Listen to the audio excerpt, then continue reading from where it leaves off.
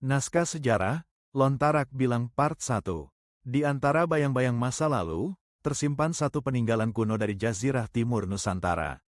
Sebuah naskah tua yang ditulis dengan aksara khas, memuat silsilah, peristiwa gaib, hingga hukum yang diwariskan turun-temurun oleh para bangsawan Bugis Makassar. Naskah itu disebut Lontarak Bilang. Tapi siapa yang masih mengenalnya hari ini? Kata lontarak berasal dari lontar, pohon yang daunnya digunakan sebagai media tulis oleh masyarakat Bugis dan Makassar.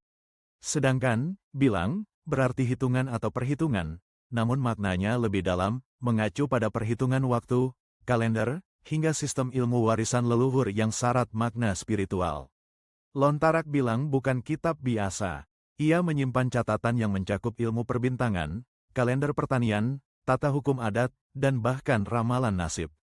Di masa lalu, naskah ini menjadi rujukan utama para bisu, pendeta keramat Bugis, dan Arung, raja, dalam menentukan waktu sakral seperti penobatan, pernikahan, hingga waktu perang.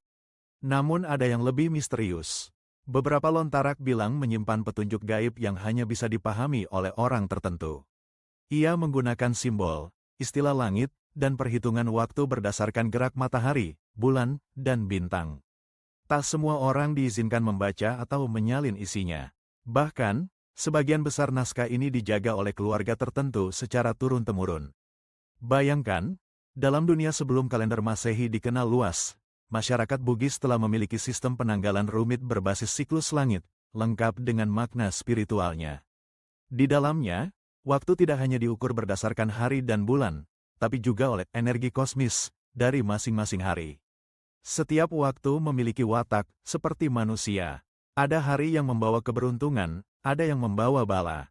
Sebagian peneliti menyebut Lontarak Bilang sebagai kitab numerologi kuno Nusantara.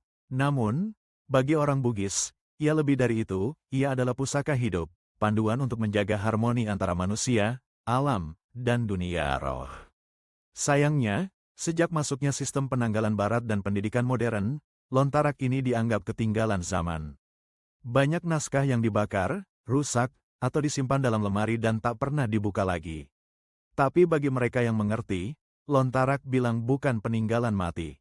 Ia adalah warisan pengetahuan kosmos dari leluhur, yang hanya bisa diaktifkan bila dibaca dengan hati, bukan sekadar dengan mata. Lalu, apakah kita masih bisa menghidupkan kembali ilmu ini? Atau ia akan selamanya menjadi rahasia yang perlahan tenggelam dalam gelapnya waktu?